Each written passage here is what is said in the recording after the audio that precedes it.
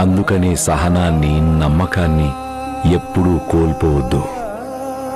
నీకెప్పుడు అనిపించినా జీవితం నువ్వు ఆశించిన విధంగా సాగటం లేదని అప్పుడు అర్థం చేసుకో. అక్కడ ఈశ్వరుడి అభీష్టం సాగుతుందని. సమస్తము ఆయనకి అప్పగించేసి వేడుకోండి, దారి చూపించమని. ఆయన వింటాడు. కఠోరమైన కష్టకాలంలో కూడా నువ్వు ఇదే నమ్మకంతో ఉండు. ఇది భగవదేచ్ఛ, తర్వాత మంచే జరుగుతుంది అని. నీ భక్తి ఏ భగవంతుడి మీదైనా ఉండని, ఆయన నిన్ను ఎప్పుడూ ఒంటరిగా వదలడు. కానీ